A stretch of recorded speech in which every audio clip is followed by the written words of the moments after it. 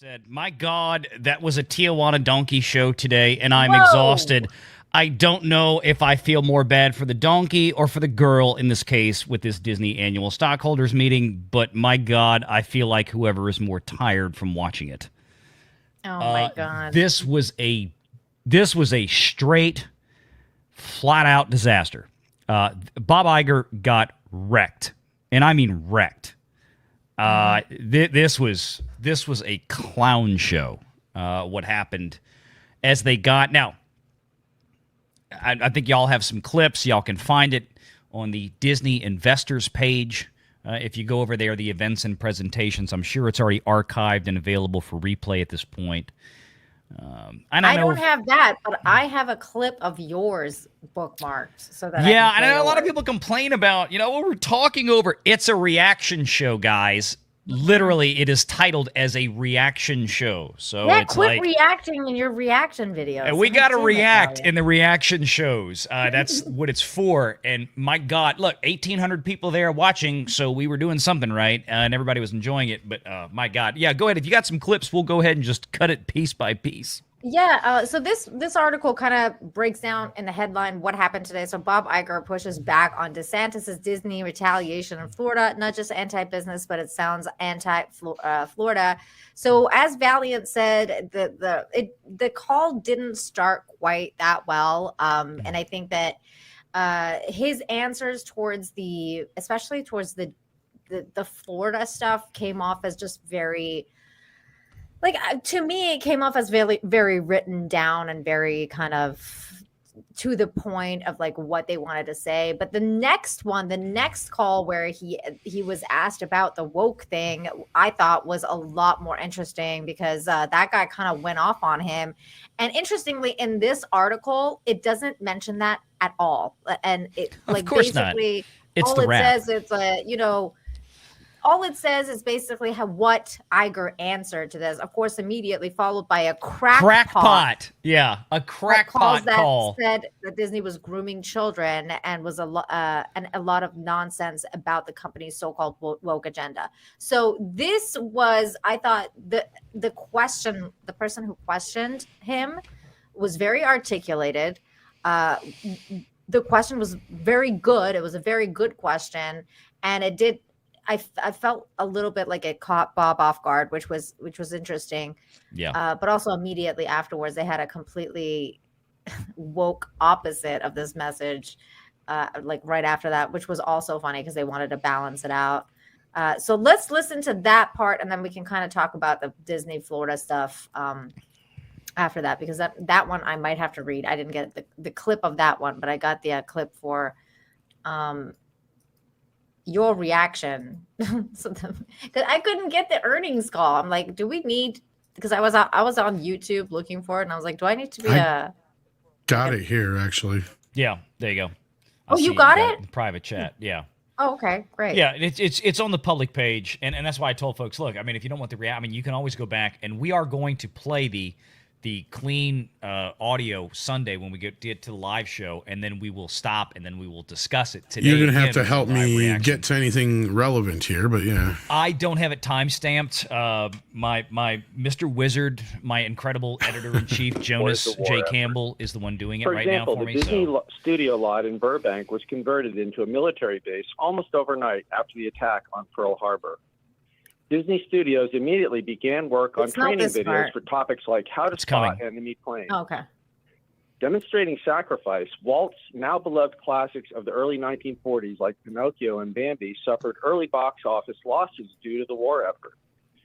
Producing the training videos cheaply, Walt said, quote, "I don't like this profit during war when people are out there giving up their lives," end quote. It's quite a contrast to today's Walt Disney Company. As we highlight in proposal number 5, Disney has cozied up to the communist regime in China. According to the U.S. State Department, the dictatorship is guilty of slavery, forced organ harvesting, genocide, and many other human rights horrors. Damn. Rather than take the financial hit for principle like Walt did, instead This the is company nothing. thanked the Uyghur torturers in This is what? Xinjiang for This letting is nothing Mulan be filmed compared in to what's their coming. province, for one example. Disney also capitulates to the Chinese government's every censorship demand in order to retain access to their market. And rather than enlist its artists against oppressive forces like Walt did, Disney instead infuses its cartoon features with mature adult themes that American parents don't want their kids exposed to. That led to 2 box office bombs for its top 2 animated theatrical releases last year. Nice. It's also what cost Disney its special tax district around its theme parks in Orlando. Ooh. Nice. Upon his return at the end of last year, Mr. Iger said about the company's critical relationship with the state of Florida, quote, "To the extent that I can work to kind of quiet things down, I'm going to do that," end quote. But instead, we saw last week Mr. Iger escalate hostilities against the Sunshine State regarding the district. That's why Mr. Iger and this entire board that presided over last year's disaster cannot be trusted and should be opposed on your proxy ballots. Yeah.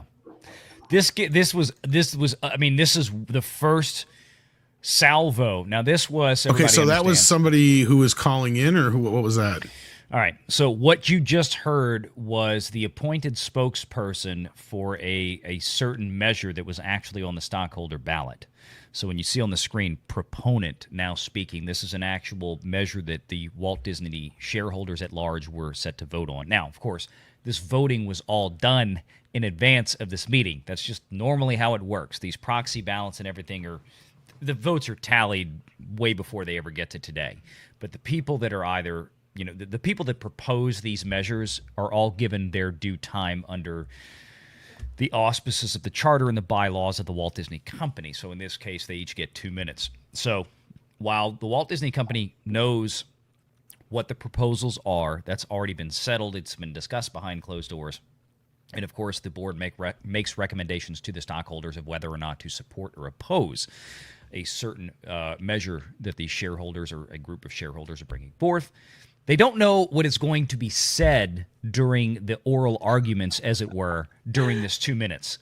So this is where shit got crazy, okay? This is the people that came in. Now, there was a couple of them like this, and then there was at least 2 or 3, that maybe more than that, during the question and answer session after the scripted portion of the call that was even goofier when the actual shareholders were calling in. And I even said today, point blank on the stream, I said 100% at first, and then I backed it down. I said, I'll back off to 99.9%. I'm positive that Ron DeSantis and his crew had a hand in what happened today during this earnings call in the Q&A, because any average shareholder could get in, and I swear to you, he had a call center set up. Anybody who's a shareholder, come on in. You got questions, we'll hand you something. You got 2 minutes to read it off, we'll give you the script. And I guarantee you there were I mean, they didn't, nothing fraudulent. I'm sure it was just too perfect. So do they respond here right away, or is there more people who come in, or what? Should I jump ahead here, or what should I do? You can jump ahead, because there's really no response to these proposals except for Mr. Gutierrez right there, who you just had his picture on the screen. Mr. Gutierrez, who is the Walt Disney Company's chief attorney right there. He just says the board recommends that you vote against. That's it. That's all you're going to get. Where you get the answers from Iger, where shit really went off the rails, is in the Q&A. Mm-hmm. Yep. Okay, so somewhere around. There was because at first he addresses the Disney stuff, and then go find the first addresses shareholder Walt question. stuff. Find the first Okay, shareholder question, you'll go there. Original question has. Okay, so before we get into that, does anybody want to respond to that first bit there? Not me. Anybody have any thoughts? Carrie was making some noise. I was going to say. I just love that he just came out and said the truth. Like, hey, you cozy up to the regime in China, and here's some of the stuff they've done to Uyghurs. And Carrie, you have not seen shit yet. Really? You haven't seen shit yet. Oh my gosh! Keep going. This is amazing. When I tell you All right. this, we were coming out of our chairs today. Just listen. Okay, because.